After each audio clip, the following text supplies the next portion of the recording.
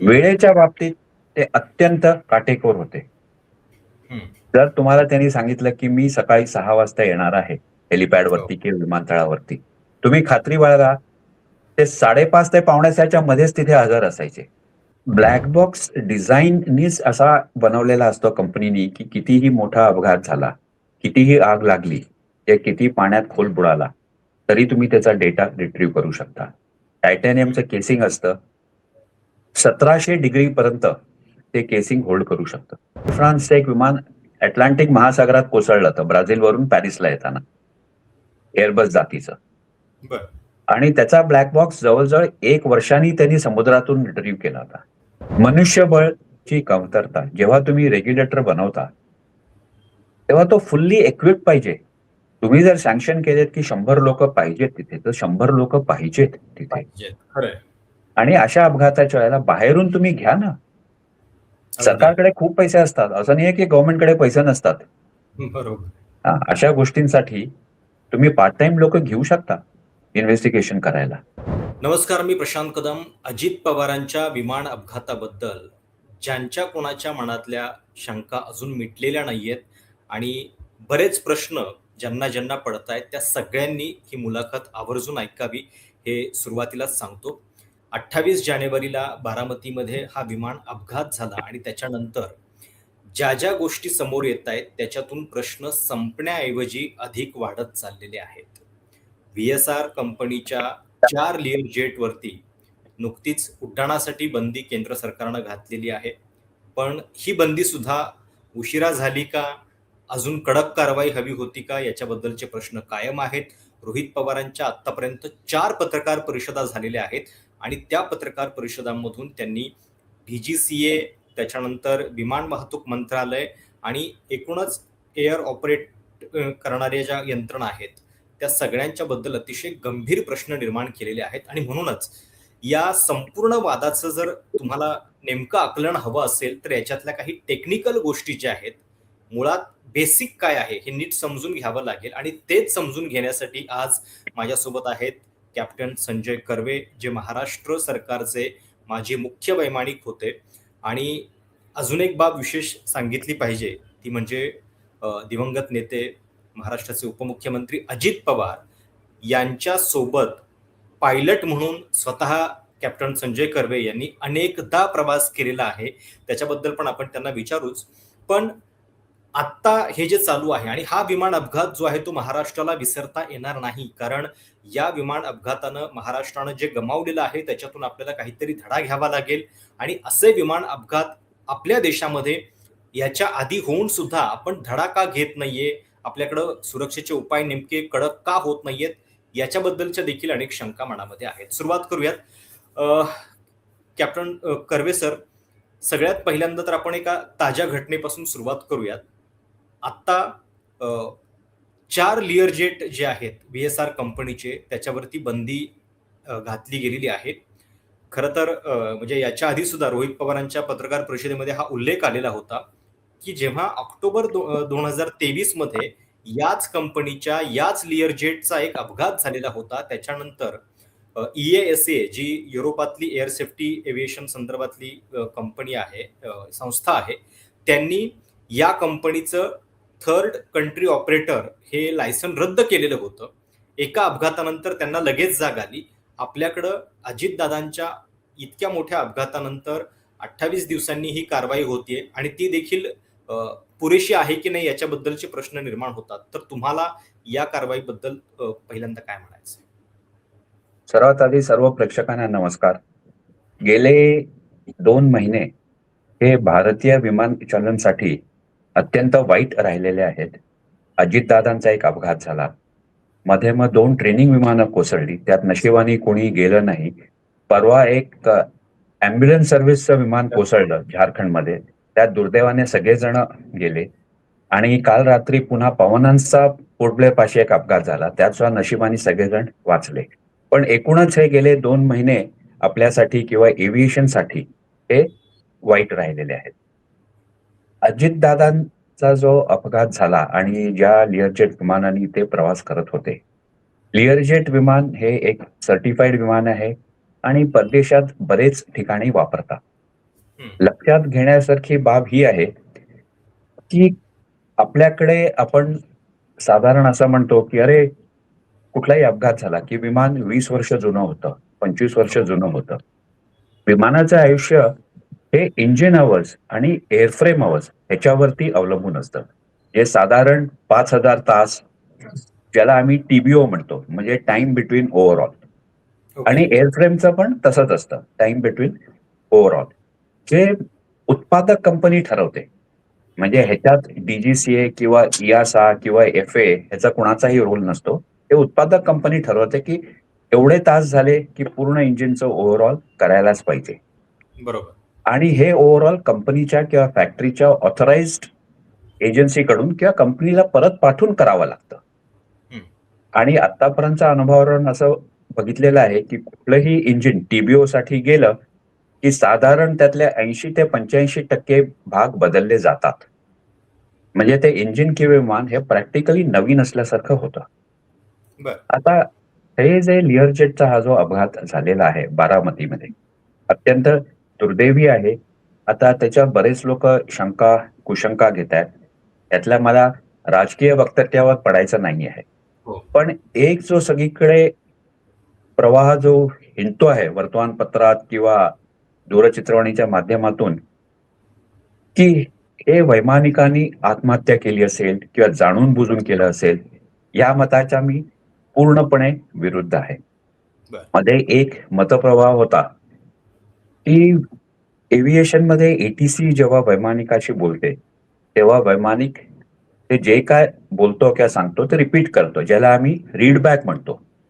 Okay. म्हणजे suppose बारामतीनी सांगितलं, की "victor tango so and so, so and so, you are cleared to land." So the crew replies, की "victor tango so and so is cleared to land." Basically तुम्ही acknowledge करता आहे, की तुम्ही जो मला मेसेज दिला आहे एटीसीनी, तो मला कळला आहे आणि मी मान्य केला आहे. ओके. तर या अपघातामध्ये बऱ्याच ठिकाणी अशा बातम्या येत आहेत, की एटीसीनी शेवटचा त्यांना जो कॉल दिला, हं, तो हं. क्रूनी अॅक्नॉलेज केला नाही. ओके. आता शेवटच्या 30 आणि 45 सेकंदामध्ये काय झालं हे आपल्याला ब्लॅक बॉक्स आणि डी-एफ-डी-आर डाउनलोड झाल्यावरच कळेल. हं. आता या सगळ्या प्रकारात तो वैमानिक विमान फ्लाय करणार का रीड बॅक करणार?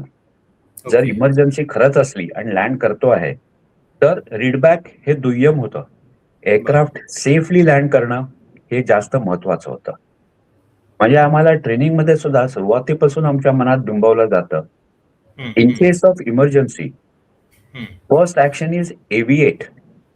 ओके. म्हणजे फ्लाय करा, विमान फ्लाय करा. This is the first action. म्हणजे बाकी इतर याच्या फंदात पडू नका. So aviate is the first action. Okay. दुसरा महत्त्वाचा प्रवाह आहे, की क्रू क्वालिफाईड होता की नाही? तर क्रू वेल क्वालिफाईड होता. त्यामुळे हं. त्याच्याबद्दल शंका घेण्याचं कारण नाही आहे. बरं. हवामान हो, 5,000 मीटर हे नॉर्मली व्हिज्युअल फ्लाइट रूलसाठी परमिटेड आहे. हं. पण स्पेशल व्ही-एफ-आर म्हणजे स्पेशल व्हिज्युअल फ्लाइट रूल्स खाली जरी 1.5 किलोमीटरपर्यंत व्हिजिबिलिटी असली, हं. तरी विमान लँड करू शकतं किंवा टेक ऑफ करू शकतं आणि हे त्या वैमानिकावर अवलंबून असतं. ओके. त्याच्यात ऑपरेटरचा संबंध नाही आहे, एटीसीचा संबंध नाहीये. बरं. आणि जी काय बातमी आलेली आहे, की त्या विमान कंपनीनी मुंबईहून टेक ऑफ करायच्या आधी बारामतीबरोबर चौकशी केली होती आणि बारामतीनी त्यांना कळवलं होतं, हं. की हवामान लँडिंगसाठी ठीक आहे.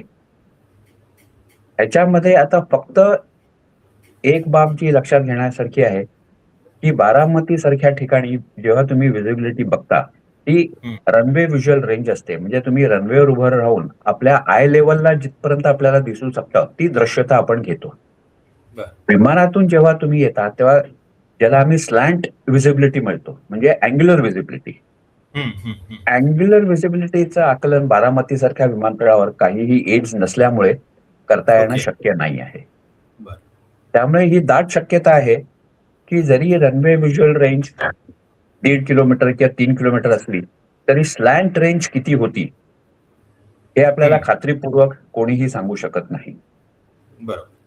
जर तुम्ही म्हणजे व्हिडिओ फुटेज बघितले त्या अपघाताचे, हं. तर नॉर्मल जी तुमची विजिबिलिटी किंवा दृश्यता दिसते ती काही इतकी वाईट नाही आहे की जेवढी दाखवली गेली, की दृश्यता खूपच खराब होती, काहीच दिसत ओके. नव्हतं. कारण जे एका कुठल्या तरी शाळेतून जो व्हिडिओ पिकअप झालेला आहे, हो, हो. ती शाळा जवळजवळ 1 किलोमीटर ऍटलीस्ट 500-600 मीटर लांब आहे त्या अपघात स्थळावरून. हं, हं. आणि जरी आपण असं ठरवलं की झूम करून तो कॅमेरानी हे केलेला आहे, तर उलट जास्त खराब होणार झूम करून जर खरंय, केलं तर. खरंय. हो, हो. पण पण तरी स्पष्ट दिसतंय त्याच्यात. हो. तरी रिझनेबली स्पष्ट दिसत आहे. हं, तर हं, त्यामुळे हं. स्लॅन्ट विजिबिलिटी काय होती, हा हं. एक वेगळा मुद्दा आहे. ओके. आता VSR ही आपल्याकडची एक मोठी NSOP कंपनी आहे. NSOP म्हणजे काय? आपल्याकडे जगात सगळीकडेच वेगवेगळ्या प्रकार एव्हिएशन वाटलेलं असतं. वन इज शेड्यूल्ड एअरलाईन्स किंवा शेड्यूल्ड ऑपरेटर्स परमिट. बरोबर. ज्यांचं शेड्यूल वेळापत्रक माहिती आहे सगळं पूर्ण त्याचं वेळापत्रक माहिती असतं, ते छापील असतं, छापील असतं. की आज आता आपल्याला 12 मार्चला मुंबईहून वाराणसीला जायचं आहे. तर तुम्हाला वेळापत्रक माहीत असतं, की एअर हं. इंडियाचं काय आहे, इंडिगोचं काय आहे, स्पाइस जेटचं काय आहे, हे सगळ्यांचं छापील वेळापत्रक असतं. सो हे सगळं शेड्यूल्ड ऑपरेटर्स परमिट खाली येतं, जे DGCA तुम्हाला देतं. दुसरं येतं आणि शेड्यूल्ड ऑपरेटर्स परमिटमध्ये सुद्धा वेगवेगळे प्रकार असतात. इंटरनॅशनल, नॅशनल आणि रिजनल. म्हणजे सुरुवातीला बऱ्याच ज्या छोट्या एअरलाईन्स असतात, जसं आपल्याकडे स्टार एअरलाईन्स कोल्हापूरवरून सुरू झाली ती. त्या हो. सुरुवातीला त्यांना रिजनल एअरलाईन्स म्हणून मान्यता मिळाली आणि नंतरच मग नॅशनल. आणि मग ओके. नॅशनल नंतर काही निकष आहेत केंद्र शासनाचे, ते पूर्ण केल्यावरच मग तुम्हाला आंतरराष्ट्रीय उड्डाणासाठी परवानगी मिळते. हं. दुसरा जो भाग आहे तो नॉन शेड्युल्ड ऑपरेटर परमिट. हं. म्हणजे आमच्याकडे विमान आहे, आमचं फिक्स्ड शेड्यूल नाही, म्हणजे फिक्स्ड वेळापत्रक नाही. तुम्ही आमच्याकडून भाड्याने घेऊ शकता आणि तुम्हाला जिथे जायचंय तिथे आम्ही घेऊन जाऊ, म्हणून त्याला बरोबर. नॉन शेड्युल्ड ऑपरेटर्स परमिट म्हणतात. हं, हं. नॉन शेड्युल्ड ऑपरेटर्स परमिटचे सुद्धा जे ट्रेनिंग रिक्वायरमेंट्स आहेत, हं. ते तेवढेच स्ट्रिंजंट आहेत जे शेड्युल्ड ऑपरेटर्स वाल्यांचे आहेत. ओके. उलट काही काही बाबतीत नॉन शेड्युल्ड ऑपरेटर्स परमिटचे रिक्वायरमेंट हे जास्त स्ट्रिंजंट आहेत, कारण बरं. त्याच्यावर तेवढं ऑर्गनायझेशनल सुपरविजन कमी असतं, ओके. जे शेड्युल्ड एअरलाईन्स मध्ये असतं. बरं. तिसरी जी कॅटेगरी आहे ती आहे प्रायव्हेट. प्रायव्हेट म्हणजे तुमचं स्वतःचं विमान आहे, तुम्ही स्वतः ऑपरेट करताय, तुम्ही भाड्याने देत नाही. हं. तर या कॅटेगरीमध्ये थोडे नियम शिथिल आहेत हं. आणि त्याचं लॉजिक अत्यंत सरळ आहे, की तुम्ही लोकांच्या जीवाशी खेळत नाही. बरोबर. पण सेफ्टीचे जे निकष आहेत ते सगळ्यांनाही कायम आहेत. त्याच्यामध्ये बरं. कुठलाही दुजाभाव केला जात नाही DGCA कडून. हं, हं. आता लिअर जेट जे VSR ची 4 विमानं त्यांनी भूमिस्थ केली आहेत. लिअर जेटकडे जवळजवळ 20-22 विमानं आहेत, छोट्यापासून मोठ्यापर्यंत. आणि हे जे ऑपरेटर्स परमिट आहे हे DGCA मान्य केलेलं आहे. जेव्हा ऑपरेटर्स परमिट दिलं जातं तेव्हा DGCAचे अधिकारी येऊन त्या विमानाचं परिरक्षण करतात, तुमचं डॉक्युमेंटेशन चेक करतात, तुमच्याकडे क्रू आहे की नाही ते चेक करतात, मग तुमचं मेंटेनन्स फॅसिलिटी कुठे कुठे आहे ते हं, चेक हं. करतात. सपोज एखादा ऑपरेटर कोल्हापूरवरून ऑपरेट करतो आहे आणि त्याच्याकडे मुंबईला जर मेंटेनन्स फॅसिलिटी नसली किंवा मुंबईला त्यांनी कुणाबरोबर जरी टायअप केलं नसलं, तर मग ओके. DGCA कडून निर्देश येतात की तुमचे जे मेजर इन्स्पेक्शन असतील ते कोल्हापूरलाच करावे लागतील. एक उदाहरण म्हणून सांगतोय. बरोबर. म्हणजे हं. असं नाहीये की कुठेही जाऊन तुम्ही कुठलंही परीक्षण करू शकता. त्याच्यासाठी DGCA कडून मान्यता घ्यावी लागते. बरं. ओके. पण सर म्हणजे आत्ता जी कारवाई झाली आहे, त्याच्यामध्ये त्यांनी 3 मुद्दे सांगितले आहेत, की एकतर airworthiness, air safety and flight operations या 3 गोष्टींमध्ये त्यांना काही त्रुटी आढळल्या. त्याच्यामुळं आता या लिअरजेट जे आहे त्यांच्या 4 त्याच्या उड्डाणावरती बंदी घातली गेलेली आहे. तर हे किती गंभीर आहे आणि म्हणजे आज प्रश्न हाही विचारला जातोय, की याच विमान कंपनीची इतर विमानं मात्र मग उड्डाण घेत राहणार आणि केवळ 4 या लिअरजेट पुरतीच ही कारवाई मर्यादित का राहील? या प्रश्नाचं उत्तर देणं थोडं कठीण आहे. बरं. कारण लिअरजेट जातीची जी 4 विमानं आहेत, की आपला लोकांचा सध्याचा हं. जनतेचा क्षोभ एवढा झालेला आहे, खास करून हो. महाराष्ट्रात, त्यामुळे त्यांना ही कारवाई करणं भाग होतं. आणि ऍडमिनिस्ट्रेटिव्ह मेंटेनन्स या जर गोष्टी म्हणाल तुम्ही, तर दर 6 महिन्याला किंवा वर्षाला ऑडिट होतं. आणि डीजीसीए कडून तुम्हाला रेग्युलरली कळवलं जातं की लेव्हल 1 शॉर्ट कमिंग, की लेव्हल 2, लेव्हल 3. जर लेव्हल 1 फाइंडिंग असेल तर तुम्हाला ते विमान भूमिस्थ करायला लागतं लगेच आणि ते बरोबर. रेक्टिफाय करायला लागतं. लेव्हल 2 असेल तर तुम्हाला एक साधारण आठवडा ते 10 दिवस मिळतात. हो. लेव्हल 3 असेल तर जास्त मिळतात. हे बरंचसं शक्य आहे की मागच्या ऑडिटमध्ये सुद्धा डीजीसीएनी हे त्यांना जाणून दिलं असेल की तुमचे हे लेव्हल 2 फाइंडिंग्स आहेत. तुम्ही या गोष्टी पूर्ण करा. हं. फक्त त्याच्यामध्ये विमान ग्राउंड होत नाही. दुसरी एक वस्तुस्थिती अशी आहे की आपली डीजीसीए ही जी संस्था आहे ती अत्यंत अंडरस्टाफ्ड आहे. म्हणजे आता अपघात झाला आहे की त्याच्यावर मग सगळे लोक म्हणतील, अरे डीजीसीएनी हे का केलं नाही, डीजीसीएनी हे का केलं नाही. आता जर तुम्ही गेल्या 15 दिवसातलं जर बघितलं, एक अपघात झारखंडमध्ये झालाय, एक बारामतीला झालाय, एक ट्रेनिंग अपघात कुठेतरी पुन्हा जवळपास झालेला आहे, एक पोर्ट ब्लेअर मध्ये झालेला आहे आणि सगळे सिरियस अपघात आहेत. लोक तेवढीच आहेत. जे एअरक्राफ्ट ऍक्सिडेंट इन्व्हेस्टिगेशन ब्युरो आहे त्यांच्याकडे सुद्धा जी लोक जातात ती डेप्युटेशनवर जातात. म्हणजे या दोन्ही संस्था अत्यंत अंडरस्टाफ्ड आहेत.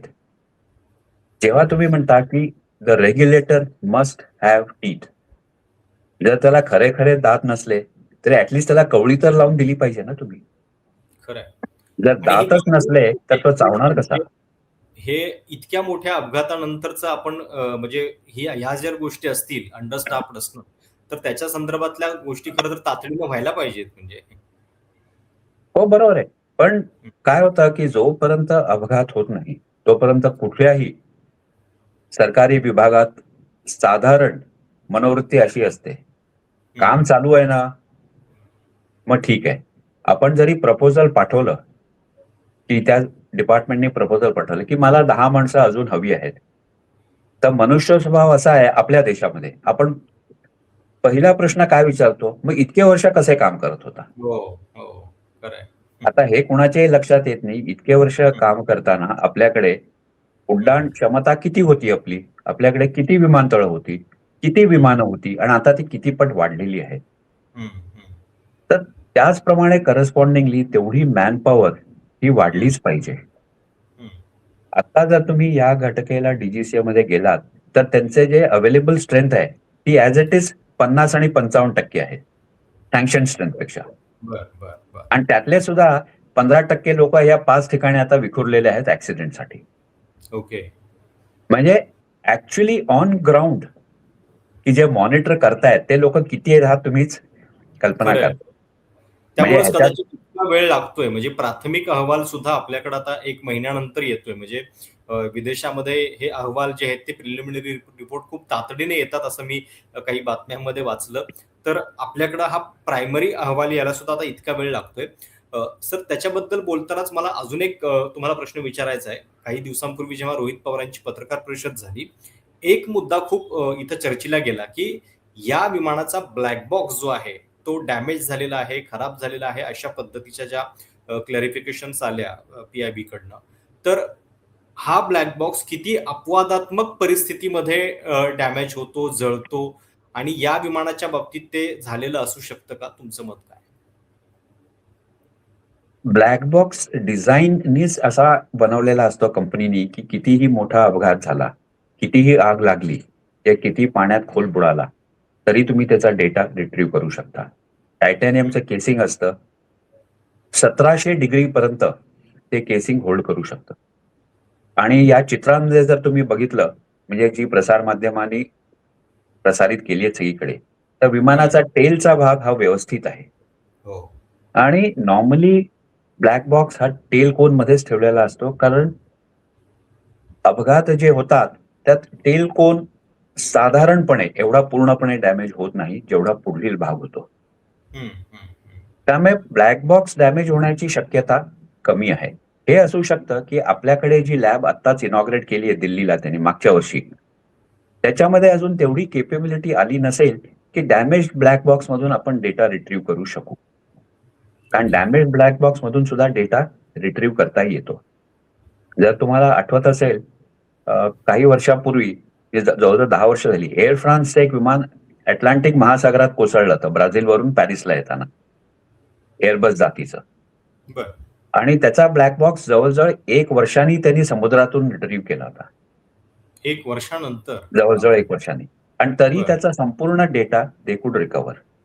हम्म, हम्म, हम्म. So it is design. आणि हे जर विमान 300 फुटावरून कोसळलं आहे, तर जरी ते 300 किलोमीटरच्या वेगाने येत असेल, तरी 300 फुटावरून 300 किलोमीटरच्या वेगाने जरी जमिनीवर आपटलं, तरी तो जो इम्पॅक्ट होईल, की ज्याला आम्ही जी फोर्स म्हणतो, ओके तर हे जे ब्लॅक बॉक्स आहेत, ते त्याप्रमाणे निर्माण केलेले असतात, हम्म, की केवढा इम्पॅक्ट घेऊ शकेल, केवढ्या आगीत राहू शकेल. बरं, बर एकीकडे आपण म्हणतो आहे, की अपघात झाल्या झाल्या 5 मिनिटात अँब्युलन्स पोहोचली, फायर टेंडर पोहोचलं, आग विझवली गेली. त्यामुळे जे टेम्परेचर किंवा तापमान असणार तिथे, मॅक्झिमम 20 मिनिटं, 25 मिनिटं असेल.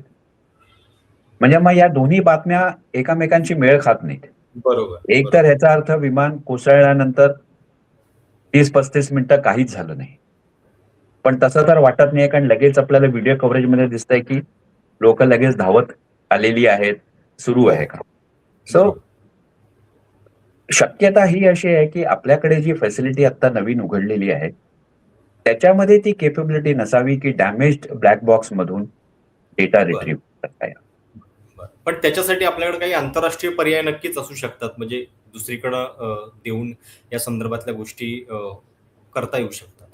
नाही, हे कायमच होतं. आंतरराष्ट्रीय नियमाप्रमाणे जेव्हा हम्म, जगात कुठल्याही विमानाचा अपघात होतो, हम्म, तर त्या विमानाचं रेग्युलेटर कंट्री, म्हणजे जिथे तुम्ही विमान ऑपरेट करताय, ते की ज्याच्या लायसन्स खाली ते विमान ऑपरेट करताय, जिथे हम्म, अपघात होतो, त्या हम्म. देशाचा रेग्युलेटर, ज्या कंपनीचं विमान आहे, त्या देशाची रेग्युलेटर, आणखीन इंजिनचं ओरिजिनल इक्विपमेंट मॅन्युफॅक्चरर, हे सगळे इन्व्हॉल्ड असतात. ओके म्हणजे असं नाहीये, की जर तुम्ही एक एम्ब्रेअर विमान ब्राझीलचं हम्म, भारतात अपघातग्रस्त झालं हम्म, आणि आपल्यात रजिस्टर केलेलं आहे आपल्या देशामध्ये, तर हम्म. फक्त आपलं रेग्युलेटर त्याला इन्स्पेक्ट करणार किंवा त्याच्यावरती ऑडिट करणार नाही. अपघातामध्ये मग ब्राझीलचे लोक पण इन्व्हॉल्ड असतील, एम्ब्रेअर कंपनीचे मॅन्युफॅक्चरर. बर सपोज बर इंजिन प्रॅट अँड विटनीच असलं, तर प्रॅट अँड विटनीचे लोक पण त्याच्यामध्ये इन्व्हॉल्ड असतात. बर कारण बर ह्याचे सगळे लॉंग टर्म इम्प्लिकेशन्स असतात. आणि कुठल्याही विमान उत्पादित करणाऱ्या कंपनी किंवा इंजिन उत्पादित करणाऱ्या कंपनीला हे माहीत करून घेणं गरजेचं आहे, की अपघात का झाला, मी माझ्या उत्पादनामध्ये काही बदल करायला पाहिजे का सेफ्टीच्या दृष्टीने. त्यामुळे बरोबर सगळेजण इन्व्हॉल्ड असतात. ओके सर, या व्हीएसआर बद्दल एक अजून गंभीर प्रश्न हा उपस्थित करण्यात आला रोहित पवारांकडून, की जो स्फोट झाला विमानाचा नंतर, त्याच्यामध्ये एक्स्ट्रा फ्युएल कॅरी केलं जात होतं, आणि जी त्यांनी सांगितली माहिती, की फ्युएल टँक सोबत घेऊन जात होते, जेणेकरून पुन्हा पेट्रोल टाकण्याचा खर्च जो आहे तो वाचवला जावा वगैरे वगैरे. तर खरोखर असं घडतं का? तुमची माहिती या सगळ्या संदर्भातली काय आहे नेमकी? डीजीसीए कडून तुम्हाला fuel barrels, AP coated barrels आम्ही म्हणतो, ते बर 200 लिटरचे बॅरल्स असतात. त्याच्यामधून फ्युएल भरायला परवानगी आहे अशा ठिकाणी, की जिथे फ्युएल अवेलेबल नाही. पण आतापर्यंतच्या माझ्या अनुभवावरून हे जे जेट विमानं आहेत, ते असं फ्युएल बॅरल मधून फ्युलिंग करत नाहीत. कारण फिल्ट्रेशनचा इश्यू येतो. तुम्ही कितीही जरी चांगल्या प्रकारचं फिल्टर वापरलं, तरी जे बाउझर किंवा इंडियन ऑइल, HP ह्यांच्याकडून किंवा भारत शेल ह्यांच्याकडून जे फ्युएल येतं बाउझर मधून, त्या प्रकारचं फिल्ट्रेशन तुम्हाला त्याच्यात मिळू शकत. दुसरं म्हणजे, एक जरी तुम्ही बॅरल 200 लिटरचा घेतला, तर ह्याचा अर्थ अंदाजे 180 किलो वजन झालं, म्हणजे 2 पॅसेंजर. हम्म, हम्म. विमानाचं मॅक्स ऑल ऑफ वेट, की किती क्षमता आहे वजन कॅरी करण्याची, ही धावपट्टीची लांबी, तुमचं बाहेरचं तापमान ह्याच्यावर अवलंबून असतं. म्हणजे जरी मी म्हटलं, की माझ्या विमानाची क्षमता 6,000 किलो आहे, तर आंतरराष्ट्रीय मानकाप्रमाणे हे 6,000 किलो कुठल्या परिस्थितीत आहे, समुद्र हम्म, सपाटीवर आणि 15 डिग्री सेंटीग्रेड, हम्म. यातला कुठलाही एक मापदंड जर बदलला गेला, तर तुमचं मॅक्स ऑल ऑफ वेट हे बदलतं, जे शक्यतो नॉर्मली कमी होतं. ओके अशा वेळेला कुठलाही ऑपरेटर हा विचार करतो की मी फ्युएल जास्त घेऊ का पॅसेंजर जास्त घेऊ आणि काय अंतर मला जायचं आहे. आता फ्युएलचा जर मुद्दा घेतला तर एक ऍडिशनल टँक बनवणं आणि फिट करणं हे कुणाच्याही नजरेस येईल. कुठलाही इंजिनियर किंवा एअर मेंटेनन्स इंजिनियर ज्याला आम्ही म्हणतो, तो ते फ्लाइट क्लिअर करणार नाही, कारण त्याचं लायसन्स कॅन्सल होईल. आणि अजून एक महत्वाची गोष्ट म्हणजे लिअरजेट जातीची जी विमानं आहेत, त्यांचं जे फ्युएल इनमेट आहे, ते पंखाच्या खालच्या बाजूला आहे. म्हणजे एक वेळा पंखाच्या वरती जरी असतं, तरी एक शक्यता आहे की हो, त्या ड्रममधून फ्युएल मॅन्युअल आम्ही पंप लावला आणि भरलं त्याच्यात. हे पंपाच्या खालच्या बाजूने विमानाच्या पंखाच्या खालच्या बाजूने इनलेट आहे. त्यामुळे ह्याला प्रेशर रिफ्युलिंगच लागणार. तुम्हाला मॅन्युअली त्याच्यामध्ये रिफ्युलिंग करता येणार नाही. ओके. आता जे वेगळे स्फोट झालेले आहेत, विमानात आपण जेव्हा म्हणतो, की फ्युएल घेऊन जातं. प्रत्येक पंखामध्ये सुद्धा फ्युएल भरलेलं असतं. अच्छा. आणि फ्युसलाज किंवा जी मेन बॉडी आहे, त्याच्यात सुद्धा थोडं फ्युएल असतं. बरं. तर ही शक्यता भरपूर आहे, की जे वेगळे स्फोट ऐकू आले, मे बी पहिल्या पंखातल्या विमानात फ्युएलचा आधी स्फोट झाला. मग फ्युसलाज मधल्या फ्युएलचा स्फोट झाला. मग दुसऱ्या ओके. पंखातल्या फ्युएलचा स्फोट झाला. बरं. म्हणजे या पण शक्यता आपण गृहीत धरल्या पाहिजेत. दुसरी एक गोष्ट जी आहे ती खूप चर्चिली गेली. ती म्हणजे विमानाच्या इन्शुरन्सबद्दल. म्हणजे असं सांगितलं गेलं, की 55 कोटी रुपयांचा या विमानाचा एअरक्राफ्टचा विमा उतरवला गेलेला होता आणि लायबिलिटी इन्शुरन्सची जर किंमत पकडली, तर ती 210 कोटींच्या आसपास पोहोचते. तर हे सहसा जे आहे ते प्रत्येकच विमानाच्या बाबतीत असतं का? की ही गोष्ट जी आहे ती खूप आश्चर्यानं सरप्राइझिंगली बघण्यासारखी आहे. तुमच्या दृष्टीनं काय या सगळ्या संदर्भातले नॉर्म्स आहेत? नाही, सरप्रायझिंगली बघण्यासारखे नाही आहे. तुम्ही आता एक विचार करा, एक विमान जे लिअरजेट त्यांनी 55 कोटीचा विमानाचा विमा आहे. आणि आजच्या मितीला त्या विमानाची किंमत 25 कोटी किंवा 26 कोटी आहे. आणि लायबिलिटीचा जो विमा आहे तो त्यांनी 210 कोटी ठेवलेला आहे. देवाकडे प्रार्थना करतो असं होऊ नये. पण जस्ट ही शक्यता पडताळून बघा, की हेच लिअरजेट विमान मुंबईवरून किंवा दिल्लीवरून जर टेक ऑफ करत असतं आणि अपघातग्रस्त झालं असतं आणि एखाद्या बिल्डिंगवर कोसळलं असतं, हो. तर त्या 25 कोटीत सगळं झालं असतं का? तर लायबिलिटीचा जो विमा असतो, तो कायम जास्त असतो.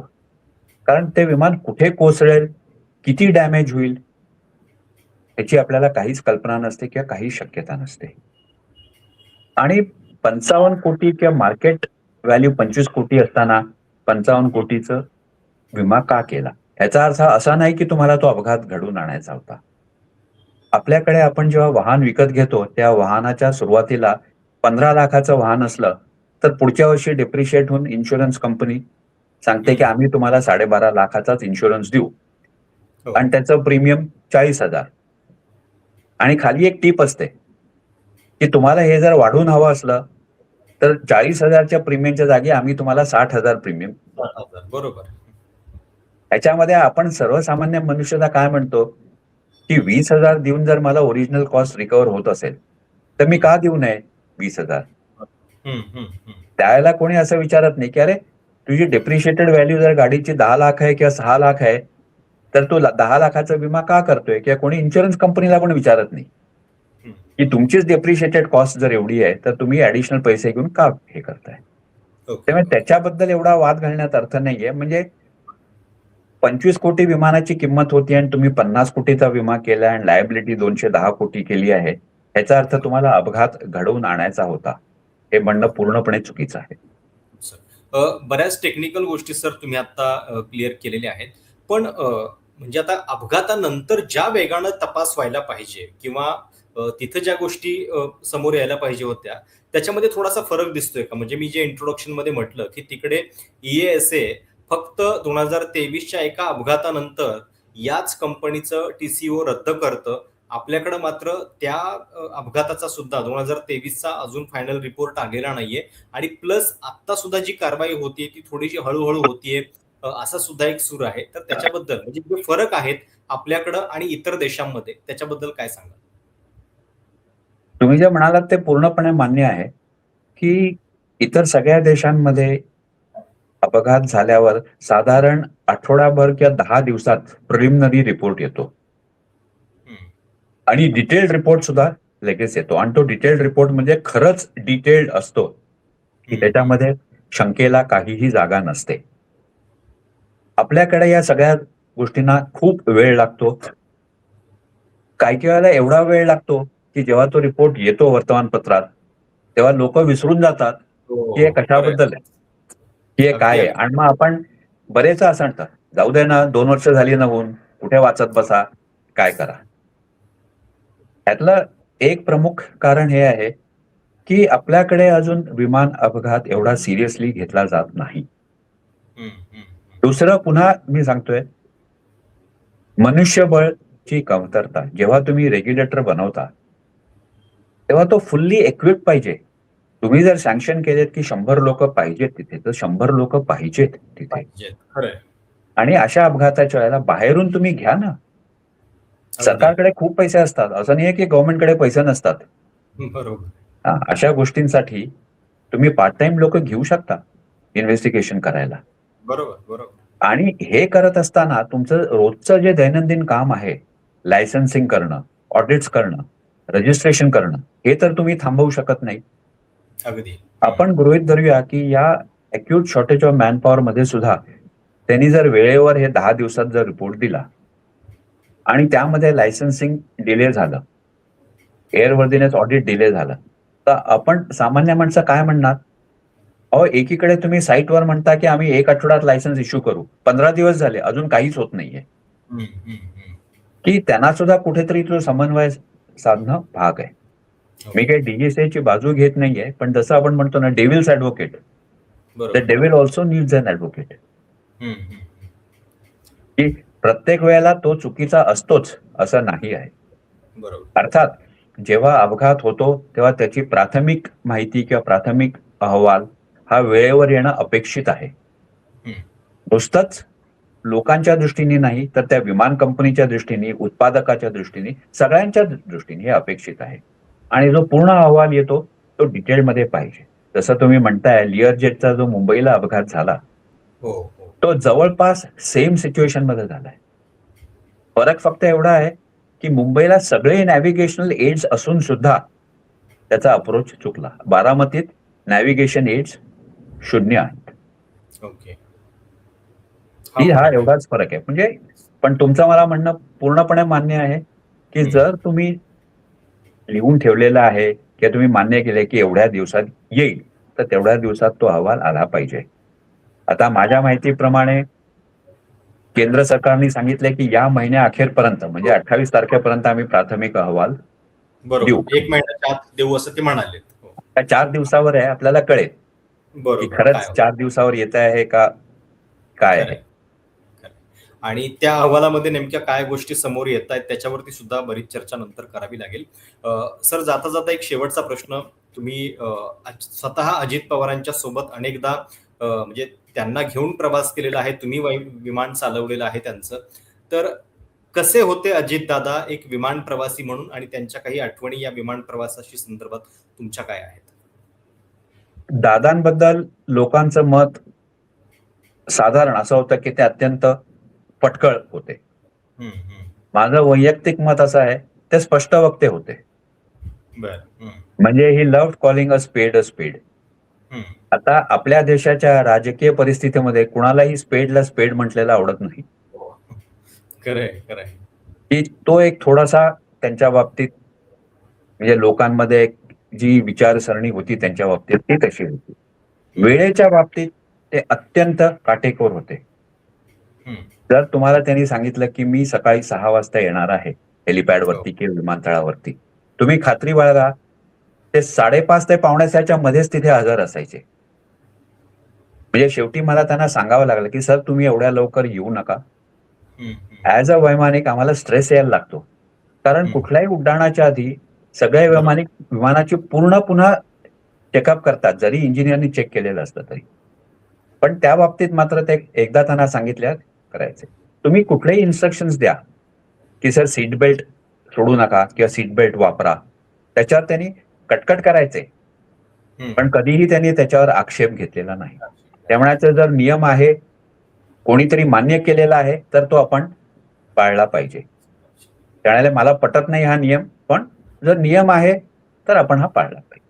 त्याच्याबद्दल वाद घालायचा नाही. आणि माझा अजून एक अनुभव आहे. पुणे जिल्ह्यामध्ये एका ठिकाणी आम्ही हेलिपॅड बनवत होतो. हेलिपॅड बरं. बनवून तयार झालं होतं. तर तिथे लँड झाल्यावर दादांनी सहज विचारलं, की "काय हो, कसं वाटतं हेलिपॅड?" म्हटलं, "सर, चांगलं आहे, पण थोडा ह्याच्यामध्ये इश्यू आहे." त्यांनी विचारलं, "काय इश्यू आहे?" म्हटलं, "सर, सेफ्टीच्या दृष्टीने ही जर आपण थोडी एक 500 मीटरवरती झाडं होती. ती जर कट केली, तर जास्त सोयीचं जाईल." ओके. त्याच्यात त्यांनी असं विचारलं, "कुठे नियम आहे का लेखी कुणाचा?" म्हटलं, "सर आहे." "दाखवा मला." बरं. तर आयपॅड आणि ह्याच्यावरती मी केंद्र शासनाचा नियम दाखवला, की हेलिपॅड बनवण्यासाठी हे निकष आहेत आणि ह्याचं पाहिजे. त्यांनी ते वाचलं, वरची तारीख बघितली. ते म्हणाले, "हा व्हॅलिड आहे अजूनही?" म्हटलं, "हो सर." "ठीक आहे." त्यांनी कलेक्टरला बोलवून सांगितलं, "माझं 4 तासांनी इथून पुन्हा उड्डाण आहे. त्याच्या आत ही झाडं एवढ्या उंचीपर्यंत छाटली गेली पाहिजेत." त्या बरं. कलेक्टरनी सांगितलं, "सर, ते केंद्रीय नियमाप्रमाणे झाड कट करण्याच्या आधी कमिटी बसवावी लागते. त्यांच्याकडून परवानगी घ्यायला लागते." तर बरं. त्याने सांगितलं, "जर तसं झालं तर त्यांना सांगा माझ्याशी बोलायला. हा एक केंद्र शासनाचा नियम आहे आणि हो. सेफ्टीशी निगडीत आहे. त्यामुळे बरोबर. ह्याच्याबद्दल मला चर्चा करायची नाही." म्हणजे या बाबतीत मात्र म्हणजे निर्णय घेण्यात ते अत्यंत काय म्हणायचं? फारच हां, हो, अगदी म्हणजे प्रॉम्प्ट होते ते. किती हो आणि स्वतःच्या सेफ्टी बद्दलची आणि एकूणच म्हणजे लोकांच्या नियमांबद्दल सेफ्टीबद्दल. लोकांच्या सेफ्टी बद्दलची खरंय आणि त्या सेफ्टी बद्दलचा एकही निर्णय वेळकाढूपणामुळं पुढे जाऊ नये याच्यासाठी ते किती दक्ष होते. प्रसंगी ती गोष्ट अंगावरती घ्यायला, की केंद्राला सांगा म्हणजे की बाबा तुमचाच नियम आहे, हे हो, सांगण्या तुमचाच इतपत नियम आहे. पोहोचले. बरोबर. खरोखर म्हणजे म्हणजे हा त्यांनी हा कधी पळवाट काढली नाही. आपण नॉर्मल राजकीय नेत्याकडे कसं बघतो, हं. की अच्छा, छान आहे प्रपोजल, पण ह्याच्यामध्ये अजून थोडं हे अमकं-अमकं करा आणि 1-2 महिन्यांनी पुटअप करा. बरोबर, की नाही बरोबर. ह्याच्यामध्ये हे पण करा आणि मग आपण ह्याच्यावर चर्चा करू. त्यांचं रोखठोक असायचं, हे शक्य आहे, ह्याच्यामध्ये हे बदल करा घेऊन या. हे शक्य नाही, की तो विषय संपला. म्हणजे उगीच हं, लोकांचा वेळ वाया जायचा नाही. हं. पण त्यांच्या या स्वभावामुळे लोकांना काय वाटायचं, किती फटकळ मनुष्य आहे, सरळ नाही सांगून मोकळे होतात. खरंय, तर खरंय, खरंय. त्यांचं मत असं असायचं, की आपल्या जी सिस्टम आहे, की त्याच्यामध्ये जर हे बसत नाही, तर हं. उगीच त्या माणसाचा वेळ वाया घालवण्यात काय अर्थ आहे? खरंय, अगदी. मी एकदा खरंय. त्यांना विचारलं होतं, म्हटलं, "सर, तुम्ही वेळेच्या बाबतीत एवढे काटेकोर आहात, हं. तर म्हणजे कसं, की राजकीय नेता तर जनरली तुम्ही 8 म्हणालात, की ते 8 हं. वाजल्यापासून दुपारी 12 पर्यंत केव्हाही असू शकतं." हो, हो. ते म्हणाले, "नाही. मी जर 5 मिनिटं उशीर झाला, तर माझ्या दिवसभराचे सगळे कार्यक्रम तेवढे पुढे-पुढे जात राहतात आणि हे अयोग्य आहे. हं, ज्याप्रमाणे हं. माझा वेळ महत्त्वाचा आहे, त्याचप्रमाणे समोरच्या माणसाचा वेळ पण तेवढाच महत्त्वाचा आहे. बरोबर. त्यामुळे मी वेळ पाळतो." हं, हं, हं.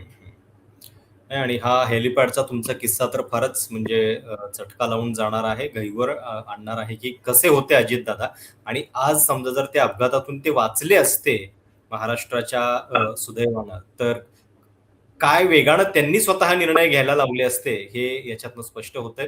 सर खूप-खूप धन्यवाद या संपूर्ण चर्चेबद्दल. बरीच तांत्रिक माहिती जी आहे ती तुमच्यामुळं सोप्या शब्दामध्ये कळाली. पुन्हा काही रिपोर्ट्स येतील, काही वेगवेगळ्या गोष्टींवरती, घडामोडींवरती आपल्याला बोलत राहावं लागेल, पण तुर्तास वेळ दिल्याबद्दल खूप-खूप धन्यवाद. ही चर्चा तुम्हाला कशी वाटली? तुमच्या काही सूचना, प्रतिक्रिया असतील आवर्जून कळवा. चॅनल सबस्क्राईब करायला विसरू नका.